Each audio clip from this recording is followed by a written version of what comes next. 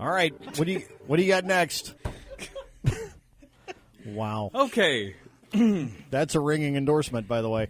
So it's like 4 in the morning. By the way, sidebar, Ron's fighting a cold, and I think he's all looped up on cough medicine or something. Ron is in rare form today. He's got bone brain. He is in rare form today. He's just like. Come on, Jack, jump around. I'm just saying. Just don't do math. Just This is crazy. I can't. There's like 9 conversations going on. Cacophony. I've heard somebody say cacophony the other day. That's wrong. I don't like it. No, it's incorrect. But it was a New York Times dude. He's wrong. Yeah. Okay. Next. Okay. So it's like 4 in the morning last night. No, it would be in the morning. I was up. No, it was last night. That was what was so weird. That's odd. 4 in the morning. There's a TED Talk about 4 in the morning, by the way, which is pretty funny. I'll have to find it and send it to you. I feel like that's like a cult or something. It is. It rubs me wrong. It is. But this one's funny. You know what I'm saying? It's weird. Who is TED? It stands for something. Yeah, it stands for. Okay. All right. Devil. Moving on. Good grief. I think that was like a Babylonian god or something. TEDx. I found it on the internet. Look, you can prove anything on the internet. Well, this is true. Bonjour. So I'm knee deep in my stuff. I'm doing my thing. Yeah. At 4? At 4 in the morning. You know what I'm talking about. Auburn. Like sleep? No. It's Auburn stuff. Were you down in the catacombs? I'm going through researching. the stuff? Well, the Okay. catacombs, At my 4? own catacomb. Oh, yeah. Yeah, no sleep till Brooklyn, baby. I'm with you. Everybody All else right. is asleep. Yeah, oh, yeah. You got any animals? Oh, yeah. They're asleep? Not a creature was stirring, Ron. Hit a button, Rich. So I'm reading along. It's 1915. Okay. Auburn hasn't lost a game in 12 years. Seriously? That was a joke, but it seemed that way. Okay, I was going to read it. Well, what's weird is actually I found a story by Grantland Rice. You know who I'm talking about. Yeah. And it was like Auburn hadn't lost a game in like 3 or 4 years. It was like 2, but wow, whatever. And anyway, and so speaking of, so I've been talking about how the reporters and the writers back in the day, the language that they use, the poetry that they like tapped into to describe these games and these heroic feats of these giants, and and Grantland Rice being just the pretty much the king of this style and is still known for it and blah blah blah blah. Anyway. This story I'm about to read is almost like the opposite of that. Yeah. It's like it actually comes across like beat writing. It's like Jack Kerouac was at a game in 1915 and just like hopped up on Benzatrine, just spurted something out real quick. Wow. It's the 1915 Georgia game in Athens. Yeah. And it's just like he is so overwhelmed with what he saw. It's like he's been bludgeoned by the power and the mind and just the human triumph of this game. That this is just like his guttural, whatever. Wow. It just this is expression. He can't even write. So I'm gonna. And it's this picture, and the guy's this real straight-laced looking dude, right, named O.B. Keeler. Now, I don't know if this guy has a rep for being a genius. He's about to. We're getting ready to build one for him. He wrote for the Atlanta Georgian. I'm sure it ruled. Okay. Frantic crowd watches Auburn defeat Georgia 12-0. Now, this is kind of long, but it's worth it. All right? All right. This story is to be printed in the Sunday American. And I'm starting to write it in the ticket agent's office at Athens, and I reckon I'll finish it on the train for Atlanta if the train, which is late, ever gets there. And it is going to be thoroughly insane story for a lot of reasons, mainly because it is about the maddest, wildest, craziest, fightingest, grandest game of football I ever saw or ever expect to see if I live to be 80, which I certainly won't, because this game has taken 20 years and several months off my allotted span of life, whatever that is. Like, the guy's just like, whatever, I give up, man. This is already like Louis. This is some spontaneous prose. This is already like Louis Grizzard. Just coming out of him, on the train. This is genius stuff. No, it gets better. Auburn defeated Georgia. The score was 12-0. The game was played Saturday afternoon on Sanford Field. These are short sentences. but I can write shorter ones. I can write longer ones than that first paragraph, too, but I'm not going to do it. Here is one of the short sentences. It was a bleep of a game. Wow. All right? Heck, damnation Okay. of a game. I beg the copy reader to let that little sentence get by. I plead with him. And if he doesn't do it, I will kill him. Bright and early Monday morning. Man, this guy is passionate This guy about is the best writer I've ever read in my life. This guy is awesome. If he doesn't do it, I will kill him. Bright and early Monday morning, because that is the kind of game it was. There is no other way to say it. Wow. I can't get chills. I read this last night, and I was just like, is it so late? Like, is it just this genius? Anyway. I'm not going to try a detailed description of that game. There may be experts who are expert enough to do it, but I'm not one of them. I thought I knew something about football before that game. I still think I know something about football, but not that kind. The score by innings, in plain figures, 0-0 or 6-0-0-6, 12-0. But that doesn't help any. And this is the subtitle, Then the Madness. But that doesn't help any. There were about 3 ordinary, sane plays made in the first period. Thompson and Desendorf of Georgia operated a pretty forward pass, netting 15 yards. Georgia was penalized the same distance for holding in the line. Typical. Steed of Auburn intercepted another forward pass. These are things that can be told and understood. Then everybody went crazy.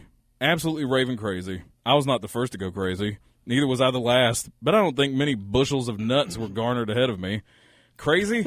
Well, I saw little Mike Donahue galloping along the sidelines while Steed was racing back with the forward pass he had caught, and Mike was running with him stride for stride and begging, pleading, imploring Steed to come on with it, come on with it, come on with it, in a whisper that couldn't have been heard 10 feet away even if several thousand people hadn't been tearing the well-known Welkin to shreds and tatters at the same time.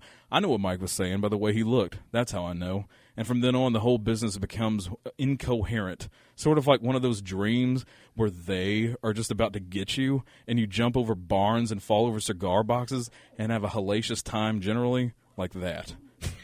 Wow. This guy, he just... Wow. Oh, my watch, this guy is so good.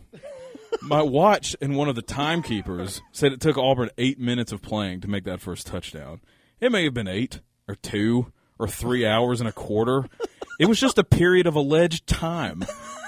A period of alleged... It doesn't matter. Just a period of alleged time. What is time? I mean, this is like Schopenhauer.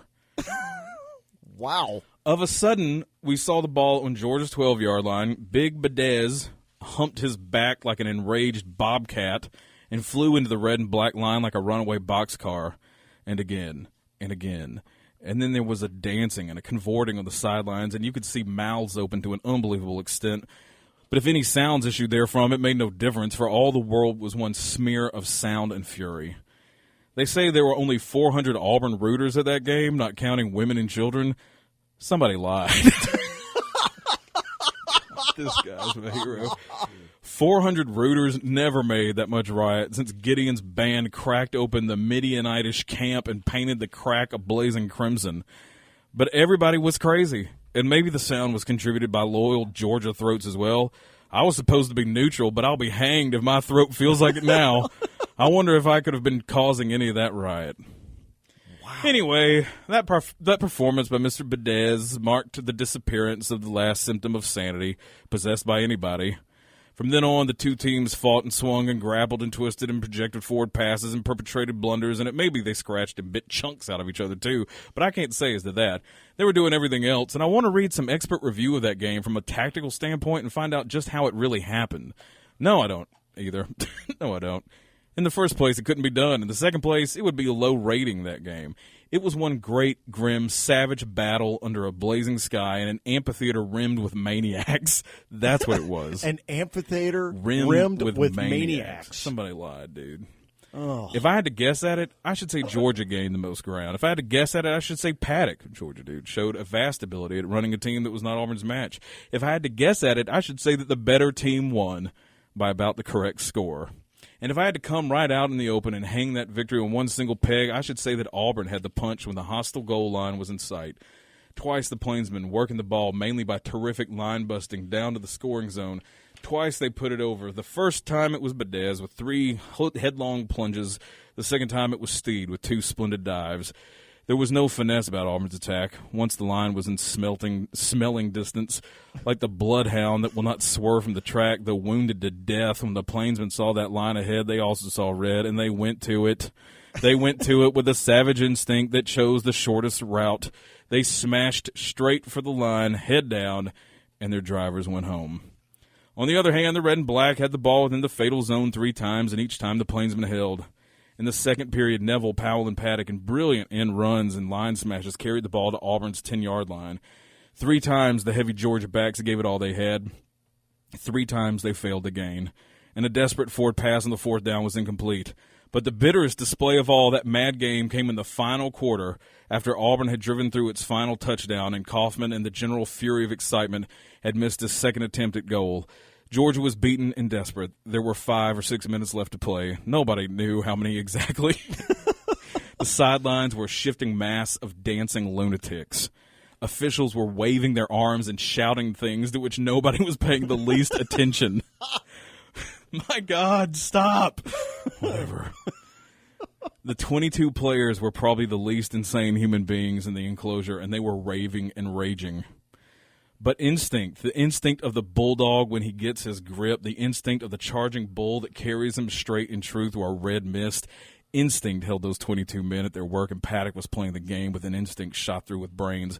Georgia was desperate. Georgia opened up in midfield, and forward passes began to fly. Desendorf was doing their flipping, and he was dealing them far and low. Prendergast, following the ball with a singular intuition, batted down 2 of the flyers. Somebody else got another and spoiled its flight, and it was 4th down. Somebody else. Desi tried again, and this time the oval shot through into waiting Georgia arms, and it was Georgia's ball on Auburn's 15-yard line. Still mixing the plays with rare judgment in the crazy melee, Paddock carried the ball in a brilliant sprint around Auburn's left wing 14 yards and was dropped by 3 frenzied tacklers right at the corner of the field. The ball on Auburn's 1-yard line. The stage was set. It was Georgia's big chance. Capital B, capital C. You really need a little background music. Holy cow. I don't even know that I've got anything. The big chance to score, maybe to open up the way for another touchdown and victory. Georgia's ball on Auburn's 1-yard line and the 1st down. And Mike said, this is the subtitle of the next segment. And Mike said, I'm going to leave the ball there for a couple of paragraphs. Coming in with Mike Donahue after the game, I was trying to talk, and Mike was trying to talk, and Jack Beasley was trying to talk, and several others were trying to talk, and none of us were getting loose with anything better than sputtering. I keep telling you it was that kind of game. But I got this from Mike. Last Wednesday night, under the arc lights, scrubs of the ball on varsity's 5-yard line, a half hour, couldn't get it over. Half hour, tell you. Now what can you do with a team like that? And my Irish was off, but you get the idea. If Mike was asking me, I didn't know what you could do with a team like that. But I know what Georgia did with the ball on Auburn's 1-yard line and 4 shots at it. Nothing. Wow. Neville, Paddock, Neville. If I sorted them out correctly in that jam of sweating, twisted, fighting figures, flew into that Auburn line with all the fury that can drive flesh and blood into a stone wall, and with exactly the same result. They bounced back. I was supposed to be sitting at a little table. This is so great. I was supposed to be sitting at a little table dictating to a telegraph operator. I was not. I was within 3 yards of that mighty tangle, shoving a large blue cop out of the way so I could see better. That's where I was.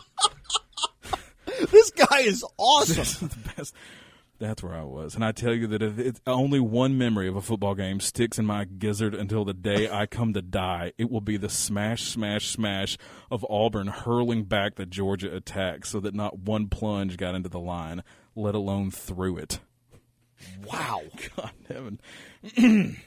The cheerleaders had stilled the Georgia stands while the red and black made its final attack. There was a strange working silence overall, and I tell you could hear the impact of those charging bodies smashing in a solid wall of blue against the plunges of the red and black, and they bounced back.